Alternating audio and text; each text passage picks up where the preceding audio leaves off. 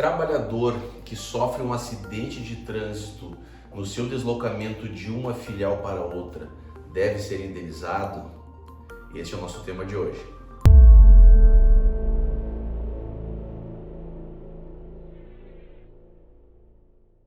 Nesse caso particular, o trabalhador ajuizou uma ação trabalhista pelo fato de ter se acidentado no transporte público quando se deslocava de uma cidade para outra para dar suporte a uma outra filial da empresa.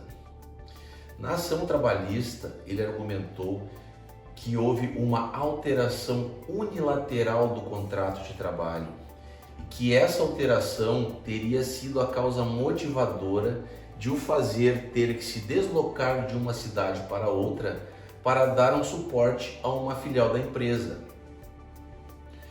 Na ação trabalhista, ele postulou o recebimento de R$200 mil de indenização por danos morais, além de uma indenização que abarcasse os custos com o tratamento para sua reabilitação.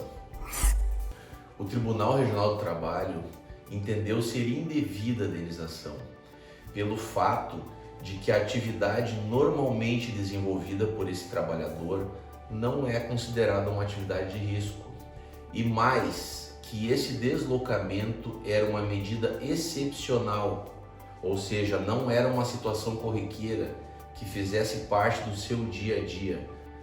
Dessa forma, entendeu não ser devida a indenização, uma vez que o acidente de trânsito foi um fato cuja culpa pode ser atribuída a uma terceira pessoa, que não a própria empresa.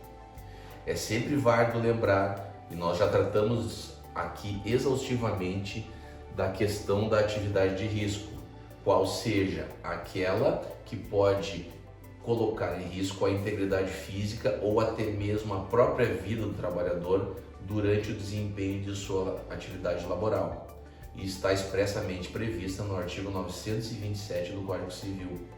Porém, nesse caso especificamente, como nós referimos anteriormente, a atividade normalmente desenvolvida por esse colaborador não foi considerada de risco, e o seu deslocamento de uma filial para outra acabou sendo demonstrado como uma medida excepcional. O acidente de trânsito foi realmente de natureza grave, uma vez que esse trabalhador sofreu múltiplas lesões, perdendo inclusive parte de uma orelha, tendo lesões muito contundentes na sua face, no seu corpo, e foi inclusive considerado inapto para o trabalho pelo órgão previdenciário. Todas essas questões motivaram esse trabalhador a ingressar com essa ação trabalhista, argumentando que não foi uma opção dele precisar se deslocar de uma cidade para outra para o desempenho de sua atividade profissional, mas sim uma imposição patronal, uma situação que havia sido imposta pelo seu empregador e que essa teria sido a causa motivadora do acidente. Porém, a sua tese não prosperou, uma vez que a empresa comprovou em sua tese defensiva que esse deslocamento era uma medida excepcional, não era uma situação corriqueira sob a qual esse trabalhador havia sido submetido.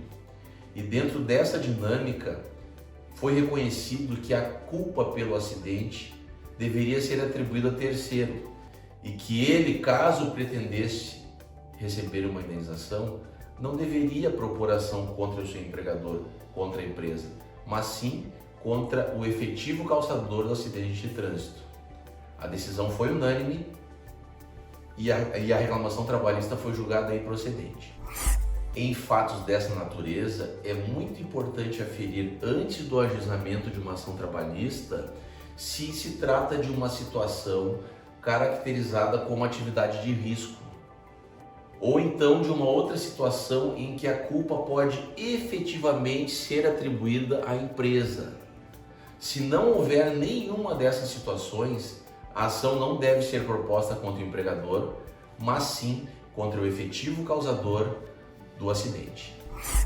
Concluímos então que é muito importante analisar caso a caso para ver se o fato ocorrido se enquadra dentro de uma dessas situações. Pois se você ajuizar uma ação contra a empresa sem que reste comprovada a sua culpa ou sem que a atividade desenvolvida seja considerada de risco, certamente ela não vai prosperar, pois não é responsabilidade do empregador indenizar um colaborador em uma situação excepcional em que a sua atividade reconhecidamente não é de risco. Tá ok? Um abraço a todos e até a próxima.